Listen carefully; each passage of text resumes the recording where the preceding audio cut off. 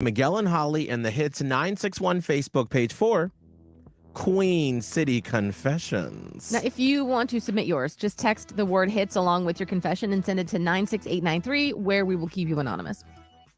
Here's the first confession.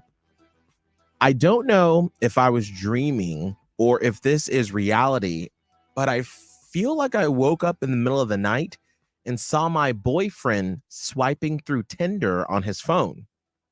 I don't know if it was a dream or reality and if I should say something to him about it. Girl, you must have been out if you were dreaming, because that would make me wake all the way up. Right.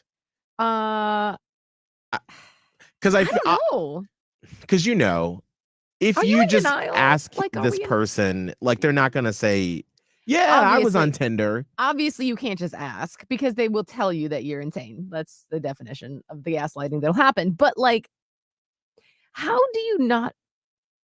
I feel like you would know if it was a dream versus reality, but I guess maybe not. No, I mean, because clearly they're confused. So, I mean, I wish there was there's not a surefire way unless you're like a super sleuth and you can go through his phone. But if you don't have that capability, I feel like the only thing that you can do is just sort of trust your gut. Be on alert. Exactly. From and now on. Start looking at clues to see, did he always leave his phone upright, but now all of a sudden it's turned down? Or if, all of a sudden he's facing away from you when he's using his phone. Yeah. I guess you kind of have to start being clued into those sort of context clues to see.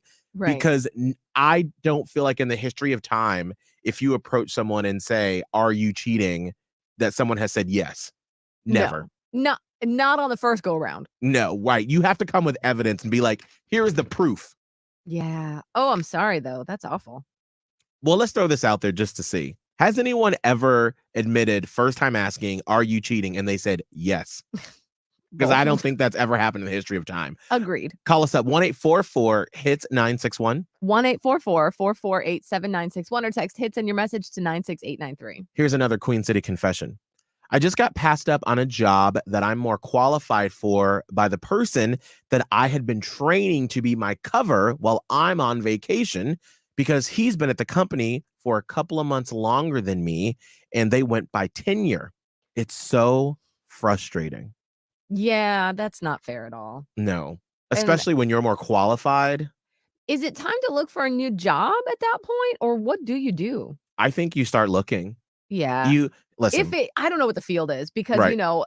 Like if it were us, for example, where we go. Right.